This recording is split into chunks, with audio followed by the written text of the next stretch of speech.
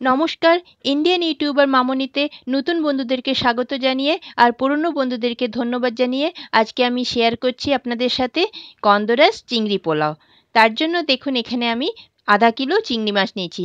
চিংড়ি মাছের মাথা আর লেজের দিকটাকে ভালো করে ছাড়িয়ে নিয়েছি, ওপরের শেলটাকেও ছাড়িয়ে নিয়ে এটাকে আমি পরিষ্কার করে নিয়েছি। এরপরে একটা আমি কড়াই বসিয়ে দিয়েছি, আর কড়াইটার মধ্যে আমি দিয়েছি হোয়াইট অয়েল, মানে সাদা তেল। সাদা তেলটার মধ্যে একটু নুন দিলাম আর একটুখানি আমি হলুদ দিয়ে দিচ্ছি। নুনটা আর হলুদটা যখন মিশে গেল তখন এটার মধ্যে আমি এই চিংড়ি মাছটা দিয়ে আস্তে আস্তে করে আমি ভেজে নেব। একবারে কিন্তু আমি পুরো চিংড়ি মাছটা দিয়ে দেব না, কারণ তাহলে কিন্তু নিচে লেগে যাবে। সেই জন্য আমি অল্প করে করে আমি আধা কিলো চিংড়ি মাছটাকে দুই খেপে আমি ভেজে নিয়েছি। বেশি কিন্তু ভাজবো না, কারণ বেশি চিংড়ি মাছ বেশি ভাজলে কিন্তু শক্ত মতো হয়ে যায়। সেই জন্য অল্প করে চিংড়ি মাছটা আমি ভেজে নিয়েছি। এবার আরেকটু তেল দিয়ে তার মধ্যে তেল আর একটু ঘি দিচ্ছি। এই রান্নাটা সাদা তেল আর ঘিয়ের দিয়ে হবে। তার মধ্যে ফোড়ন দিচ্ছি গরম মশলা, দারচিনি, এলাচ, লবঙ্গ নিয়েছি। এবার দিচ্ছি স্লাইস করে কেটে রেখেছিলাম পেঁয়াজ, সেই স্লাইস পেঁয়াজটা। আর এদিকে দেখুন রসুন আর কাঁচা লঙ্কা নিয়েছি। রসুন আর কাঁচা লঙ্কাটাকে আমি চপ করে নেব। পেঁয়াজটাকে হালকা করে আমি ভেজে নেব, বেশি কিন্তু লাল আমি করছি না এখানে। তারপরে এখানে আমি একটা চপারের মধ্যে টমেটো, রসুন আর কাঁচা লঙ্কা এই তিনটেকে ভালো করে আমি চপ করে নেব। দেখুন পেঁয়াজটা কিন্তু আমি আর বেশি লাল করলাম না। এবার এই চপ করা টমেটো, রসুন আর কাঁচা লঙ্কা এগুলোকে যে আমি চপ করেছিলাম সেটা আমি দিয়ে দিলাম। দিয়ে ভালোভাবে নেড়ে নিচ্ছি। এর মধ্যে আমি নুন দিয়েছি, কিন্তু নুনটা আমি দেখাতে ভিডিওটা তখন অন করতে ভুলে গিয়েছিলাম। আর দেখুন গন্ধরাজ চিংড়ি পোলাও যখন তখন গন্ধরাজ লেবু তো লাগবেই। এবার গন্ধরাজ লেবু যে ওপরে জেসটা থাকে ওইটাকে আমি দিচ্ছি, কিন্তু বেশি ঘষবো না। বেশি ঘষলে যদি সাদা অংশটা বেরিয়ে যায় তাহলে কিন্তু তিতো হয়ে যাবে। সেই জন্য ওপরের অংশটা একটুখানি ঘষে নিয়ে এবার এটাকে এইটার মধ্যে দিয়ে দিচ্ছি, কড়াইটাতে দিয়ে দিচ্ছি। এটা দিলে কিন্তু একটা দুর্দান্ত গন্ধ বেরোবে। ভালোভাবে এটা পুরো মিশিয়ে নিচ্ছি। দেখছেন কালারটা কি সুন্দর হয়েছে? কালারটা দারুণ এসেছে।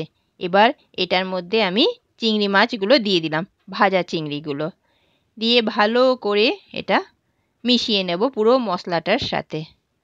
বন্ধুরা, আমার ভিডিওটা দেখতে দেখতে একটা প্লিজ লাইক করে দেবেন। এবার দেখুন এখানে আমি চাল নিয়েছি। চালটা আমি এখানে গোবিন্দভোগ চাল নিয়েছি। চাল নিয়েছি 1.5 কাপ, মানে 1.5 কৌটো আমি নিয়েছি চাল এখানে। এবার 1.5 কৌটো চালটাকে আমি খানিকক্ষণ জলে ভিজিয়ে রেখেছিলাম, আধা ঘন্টা মতো জলে আমি ভিজিয়ে রেখেছিলাম। তারপরে চালটা দিয়ে দিয়েছি। এখানে আমরা সবাই জানি যে যতটা চাল নিতে হয় তার ঠিক ডবল পোলাওয়ের জল নিতে হয়। এবার দেখুন চালটা পুরো মশলার সাথে চিংড়ি মাছের সাথে ভালো করে মিশিয়ে নিয়েছি। আর পোলাও মানে তো কাজু কিশমিশ দিতে হবে, তাহলে টেস্টটা বেশি ভালো হবে। তো কাজু কিশমিশও দিয়ে দিলাম।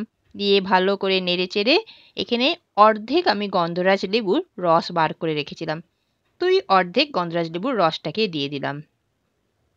এইটা দিয়ে একবারেই আসল রান্নাটা হচ্ছে। গন্ধরাজ লেবুর সুন্দর গন্ধে তৈরি হয়ে যাবে আজকে আমার চিংড়ি মাছের পোলাও।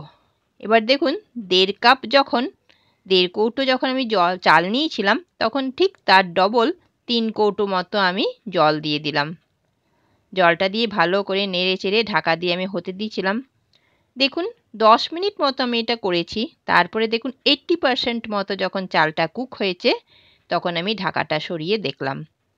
ঢাকাটা সরিয়ে যখন দিলাম এবার আমি গ্যাসটা আমি অফ করে দিচ্ছি। পোলাও মানে একটু চিনি দিতে হবে, মিষ্টি মিষ্টি একটু হবে পোলাও। এবার গ্যাসের ফ্লেমটা আমি অফ করে দিয়েছি। দেওয়ার পর এটাকে নেড়ে নিচ্ছি।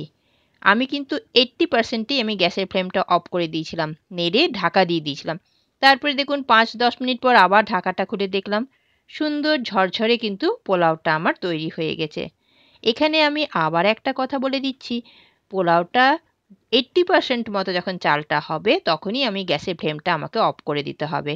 এর থেকে বেশি যদি আমি পুরো চালটা সেদ্ধ হতে রাখি তাহলে কিন্তু পোলাওটা গলে যাবে। সেই জন্য ব্যাস আমার ঝরঝরে চিংড়ি গন্ধরাজ চিংড়ি পোলাও কিন্তু তৈরি হয়ে গেছে। দেখছেন আমার ভিডিওটা ভালো লাগলে প্লিজ একটা করে লাইক কমেন্ট শেয়ার নিশ্চয়ই করে করবেন। তো বন্ধুরা, আমার সাথে থাকার জন্য আপনাদেরকে আমি অনেক অনেক ধন্যবাদ জানাচ্ছি।